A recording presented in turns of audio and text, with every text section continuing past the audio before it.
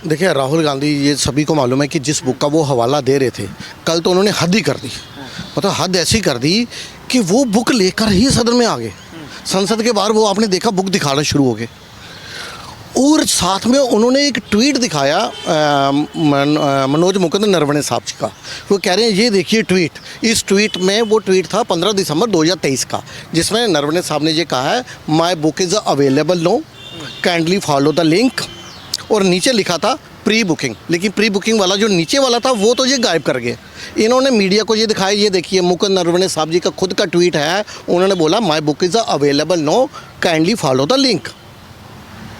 अब इस बुक के ऊपर जो प्री बुकिंग है, अब इस बुक के ऊपर जो पेंगुइन, जो रैंडम हाउस ऑफ इंडिया है, जिनके पास ही ये राइट्स हैं बुक पब्लिश के, उनका उसके तुरंत बाद उनका बयान सामने आ गया। उन्होंने ये कहा कि प्री बुकिंग करना और बुक पब्लिश करना दोनों अलग अलग चीज़ें हैं। और साथ में पेंगुइन ने ये भी अपनी स्टेटमेंट दी कि ये जो बुक पब्लिश का राइट है वो सिर्फ इनके पास है। जो 4 स्टार ऑफ डेस्टिनी जो इनकी बुक है नरवणे साहब जी की, उसका जो राइट दिया गया है वो सिर्फ पेंगुइन के पास है। इसके अलावा कोई और प्रिंट कर नहीं सकता। अब क्या है, पब्लिशर कह रहा है मैंने ये प्रिंट पब्लिक में नहीं आई, मेरी ये प्रिंट नहीं हुई क्योंकि अभी सरकार की तरफ से इसकी परमिशन नहीं दी गई। उसने ये भी बताया, मैं वैसे जानकारी के लिए आपको बता दूं, जब भी कोई व्यक्ति सेना से रिटायर होता है या फिर कोई खुफिया एजेंसी विभाग से या आईपीएस को इस तरह से जब रिटायर होता है तो एक 2021 अमेंडमेंट पेंशन बिल है। उसके अंदर ये था कि यदि आप सेना से या किसी इस तरह से जब आप रिटायर होते हो तो आप पब्लिक डोमेन में कोई ऐसी चीज़ नहीं ला सकते, कोई सार्वजनिक नहीं कर सकते जो मैटर संवेदनशील है। और यदि आपको कोई अपनी बुक पब्लिश करनी है तो आपको प्रमुख संगठन से इसकी परमिशन लेनी पड़ेगी, जिस अभी इनको परमिशन नहीं मिली डिपार्टमेंट से। अब क्या हुआ, जब इन्होंने ये दिखा दिया कि ये बुक जो है ये अमेज़ॉन पे अवेलेबल है, लेकिन जबकि अमेज़ॉन ने भी डिनाई कर दिया कि ये बुक उनके पास अवेलेबल नहीं है, पब्लिशर ने भी डिनाई कर दिया कि ये बुक उनकी मार्केट में नहीं आई, और जिसके बारे में ये बुक है उसने भी डिनाई कर दिया। क्योंकि ये जो पेंगुइन ने कल इसके ऊपर एक बड़ा सा ट्वीट किया था कि इसका जो राइट है जो वो हमारे पास है, और हमारी कोई भी बुक प्रिंट फॉर्म में या डिजिटल फॉर्म में अभी पब्लिक में नहीं आई, और जो कोई इसकी कॉपीज़ लेकर जो पब्लिक में लेकर आ रहा है ये हमारे कॉपीराइट का उल्लंघन है, उसके ऊपर कानूनी कार्रवाई की जाएगी, क्योंकि अभी हमारी तरफ से ये बुक पब्लिक में नहीं आई। और उनके इस पोस्ट को, इस ट्वीट को रीट्वीट रीपोस्ट किया खुद नरवणे साहब ने। उन्होंने कहा दिस इज़ द स्टेटस, मतलब जो इन्होंने बोला यही स्टेटस है। कहने का मतलब ये है कि जिसके बारे में बुक है वो खुद डिनाई कर रहा है मेरी बुक पब्लिक में नहीं आई, पब्लिशर कह रहा है ये बुक पब्लिक में नहीं है, तो राहुल गांधी कहाँ से लेकर आए? कह रहे हैं मैंने अमेज़ॉन से ली, अमेज़ॉन भी डिनाई कर रहा है, कह रहे नहीं मैंने जो विदेश का अमेज़ॉन है मैंने वहाँ से ली। मुझे बताइए, इंडियन पब्लिशर, इंडियन राइटर की बुक पहले इंडिया में आएगी कि या पहले विदेश में आएगी? ये भी इनका झूठ पकड़ा गया। देखो मैं ये बता रहा हूँ कैसे झूठ कैसे हैं। एक तो ये साबित नहीं कर पा रहे कि अगर तो इन्होंने बुक जेन्युइनली परचेज़ किया मार्केट से या फिर ऑनलाइन, पहले सोर्स बताएंगे कि इनके पास ये बुक कैसे आई। बुक तो दिखा रहे हैं लेकिन ये सोर्स नहीं बता रहे, इसीलिए इनके पास इनके ऊपर ऑफिशियल सीक्रेट एक्ट के तहत कल एफआईआर भी दर्ज हो चुकी है थाने के अंदर इनके ऊपर। क्योंकि अगर आपके मेरे पास कोई चीज़ है, मैं जहाँ तो उसका बिल बताऊंगा, अगर मुझे ऑनलाइन परचेज़ किया है तो मैं ऑनलाइन रिकॉर्ड दिखाऊंगा, अगर मैंने विदेश से परचेज़ किया है तो विदेश से कैसे आई उसका भी कुछ बिल कुछ रिकॉर्ड तो होगा इनके पास। कोई एक सबूत नहीं देंगे। सिर्फ इनका काम क्या है, किसके इशारे पर ये काम कर रहे हैं, ये चाइना को क्यों खुश करना चाह रहे हैं? क्योंकि आपने देखा इनका चाइना के साथ एक अलग से ही प्रेम है राहुल गांधी का या फिर ये गांधी परिवार का। देखो इन्होंने, ये पहली एक ऐसी पॉलिटिकल पार्टी है भारत के इतिहास में, कांग्रेस पार्टी, जिसने कम्युनिस्ट पार्टी ऑफ चाइना के साथ एक सीक्रेट एमओयू साइन किया हुआ है जिसको ये पब्लिक में नहीं ला रहे। वो एमओयू कौन सा साइन, कभी आपने देखा कि एक पॉलिटिकल पार्टी किसी दूसरी कंट्री के पॉलिटिकल पार्टी के साथ एमओयू साइन करे, वो भी सीक्रेट? उसके अंदर क्या है इनके जो, देखो जब डोकलाम चल रहा था ये सीक्रेट मीटिंग कर रहे थे उनके अम्बेसी में बैठकर, उनके एम्बेसडर के साथ राहुल गांधी का। मैं ये प्रेम बता रहा हूँ। इन्होंने राजीव गांधी फाउंडेशन के अंदर इन्होंने डोनेशन ली थी चाइना से। ये चाइना का प्रेम बता रहा हूँ मैं आपको। देखो चाइना को जो साथ में, जब आपको मालूम होगा जब डोकलाम हुआ था, जहाँ गलवान हुआ, इन्होंने क्या बोला, हमारी सेना चाइना से पिट गई, मतलब चाइना को ऊपर दिखा रहे थे। यहाँ तो एमओयू में यही इन्होंने साइन किया हुआ जो सीक्रेट एमओयू है, जब भी भारत चाइना का कोई मुद्दा होगा राहुल गांधी चाइना को ऊपर रखेंगे, भारत को नीचे रखेंगे। इस तरह का ही कुछ सीक्रेट डॉक्यूमेंट साइन किया हुआ है इन्होंने। देखो मैं अभी आपको एग्जांपल दी, राजीव गांधी फाउंडेशन से इन्होंने, राजीव गांधी फाउंडेशन को चंदा मिला चाइना से। डोकलाम के टाइम ये बता रहे थे कि हमारी सेना पिट गई। तीसरा मैंने आपको सबूत दिया कि इन्होंने कौन सा एमओयू साइन किया हुआ है। चौथा मैंने बताया आपको ये उनकी एम्बेसी के साथ सीक्रेट मीटिंग करते थे जब भी जहाँ पे झड़प होती थी। इतनी सारी एग्जाम्पल मैं आपको दे रहा हूँ, लेकिन इसके बारे में मुझे चाहिए कि ये बीजेपी वाले इतने ढीले पड़ क्यों रहे हैं। इनको चाहिए कि इनको गिरो राहुल गांधी को, बताओ एमओयू जो है वो पब्लिक करो आप, लेकिन ये इसके ऊपर बात नहीं हो रही। अब मैं फिर से आ रहा हूँ कि इनका एक अगर बुक्स के हवाले देना है मुझे, तो अगर एक है हमारे ये अभी इन्होंने बोला कि मनोज मुकुंद नरवणे जो आर्मी चीफ थे, एक और आर्मी चीफ थे जो यूपीए के समय में थे 2006, 7, 8 में, वो उनका नाम है चीफ जनरल, जो हमारे पूर्व जो थे जनरल जे सिंह। अब उनकी बात करता हूँ। इन्होंने आर्मी की बात की ना, एक हमारे आर्मी चीफ का हवाला दिया, एक आर्मी चीफ का हवाला मैं देने जा रहा हूँ आपके दर्शकों को। कोई भी व्यक्ति गूगल कर ले, AI का टाइम है, यदि मैं झूठ बोल रहा हूँ वो साबित करे, देखे।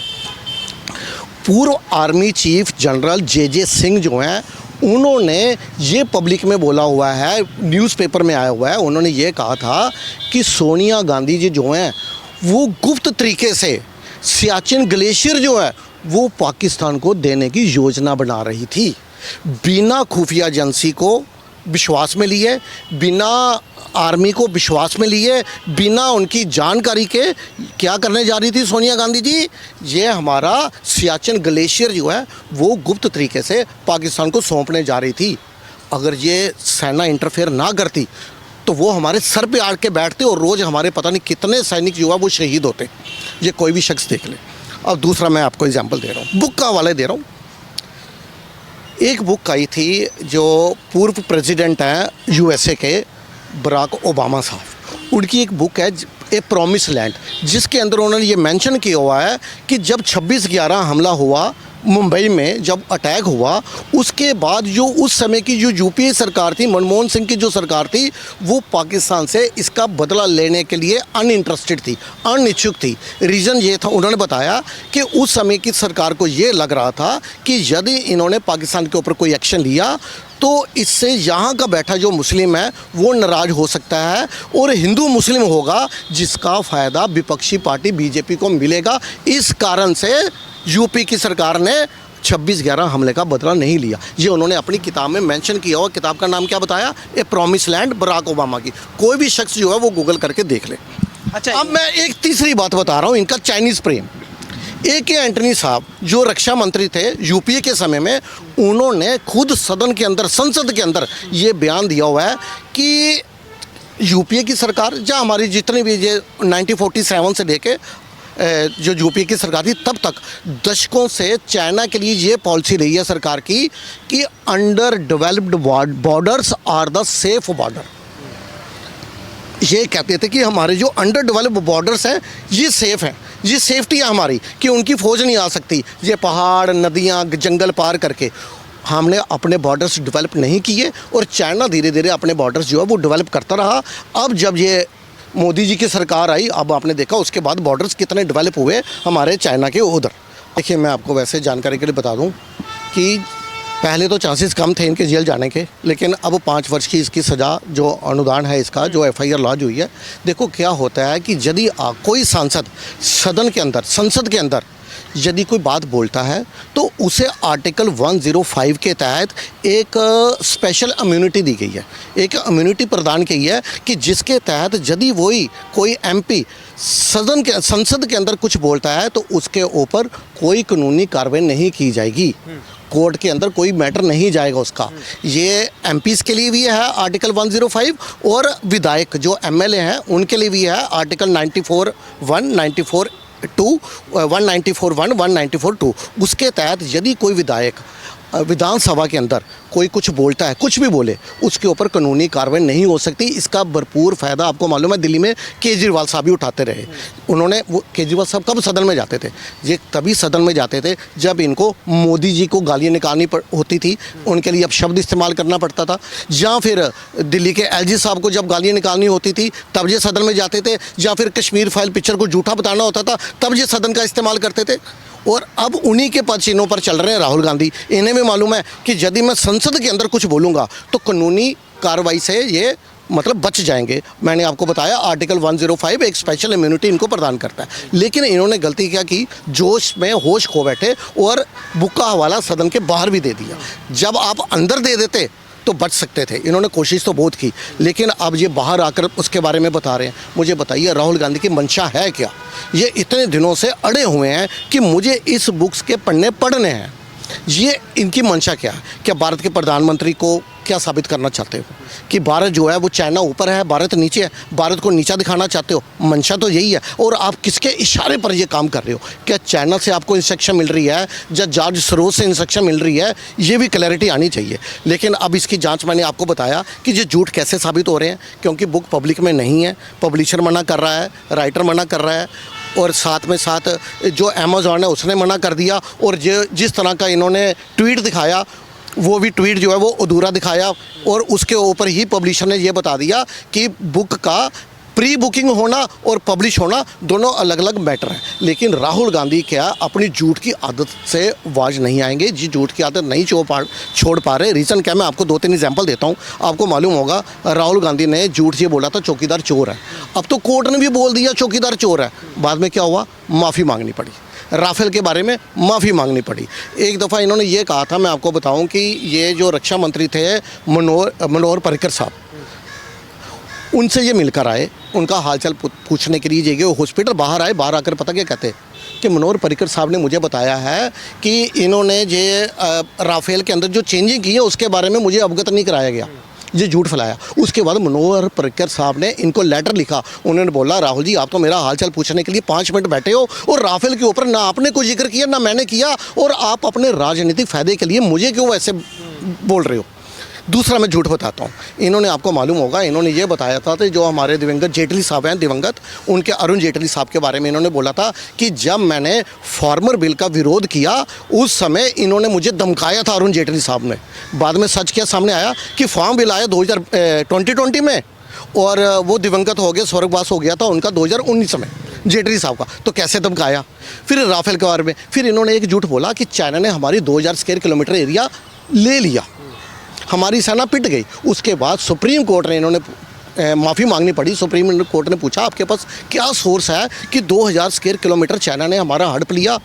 कोई देशभक्त, कोई राष्ट्रभक्त ऐसा एलिगेशन लगा कैसे सकता है अपनी सेना के ऊपर? कोई देशभक्त ऐसे कैसे बोल सकता है कि हमारी सेना पिट गई चाइनीज सेना से? तो इन्हें सुप्रीम कोर्ट में माफ़ी मांगनी पड़ी। मैं कितने झूठ, ऐसे कई ऐसे झूठ हैं राहुल गांधी के। लेकिन राहुल गांधी क्या है, ये प्रतिस्पर्धा कर रहे हैं केजरीवाल से। लेकिन अभी भी केजरीवाल नंबर 1 की पोजीशन में मैं बोलूँगा। उनसे बड़ा झूठ की फैक्ट्री, ये 2 झूठ की फैक्ट्री हैं, केजरीवाल साहब और ये दोनों जो हैं, जी दोनों ने सेना से सर्जिकल स्ट्राइक के सबूत मांगे थे। ये दोनों हिंदू विरोधी भी हैं, दोनों सेना विरोधी भी हैं, दोनों विदेशी ताकतों की हाथ की कठपुतली भी हैं। किन की बात कर रहा हूँ? केजरीवाल वर्सेस राहुल गांधी की बात कर रहा हूँ। तो राहुल गांधी के ये झूठ जो है, ये कितना भी बोल ले, कहते हैं ना मोदी जी क्या बोल रहे थे, जितना कीचड़ उछालोगे उतना कमल खिलेगा। तो ये जो है ये सेल्फ गोल कर रहे हैं। आपको मालूम होगा इन्होंने एक किताब के पीछे पढ़े, उसके बाद क्या हुआ, जो कांग्रेस के विरोध में इतनी सारी बुक्स जो है उसका जिक्र होना शुरू कर दिया उसके अंदर, संसद के अंदर। आपको मालूम होगा निशिकांत दुबे जो है वो तो पूरी 100 बुक्स का बैग भरकर लाए थे, जो सारी की सारी जो हैं वो इनके, कोई इंदिरा गांधी के अगेंस्ट, कोई राजीव गांधी के, कोई पंडित जवाहरलाल नेहरू के, उनके अगेंस्ट थी कि कैसे पंडित जवाहरलाल नेहरू ने 38,000 स्क्वायर किलोमीटर एरिया चाइना को कैसे दे दिया।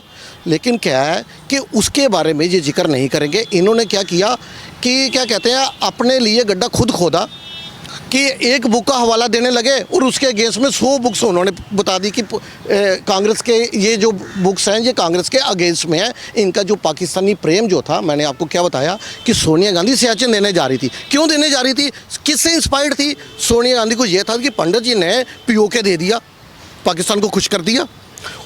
उसके बाद क्या हुआ, इंदिरा गांधी ने 97 90,000 सोल्जर्स जो हैं वो बिना शर्त वापस लौटा दिए, और अपने 55 कैदी जो वहाँ पे थे पाकिस्तान की जेल में उनको नहीं छोड़ाया। पाकिस्तान को खुश करने के लिए उनके 97,000 सोल्जर्स जो सरेंडर किया हुआ था उनको बिना शर्त के छोड़ दिया। अब देखो पंडित जी ने पाकिस्तान को खुश किया, इंदिरा गांधी ने किया, तो सोनिया गांधी उन्हीं से इंस्पायर्ड थी, उसको लगा मैं भी सियाचिन दे देती हूँ, मैं भी पाकिस्तान को खुश कर देती हूँ। कि इनका पाकिस्तानी प्रेम, इनका चाइनीज़ प्रेम जो है वो कांग्रेस पार्टी का अब पूरी जनता देख रही है। धन्यवाद।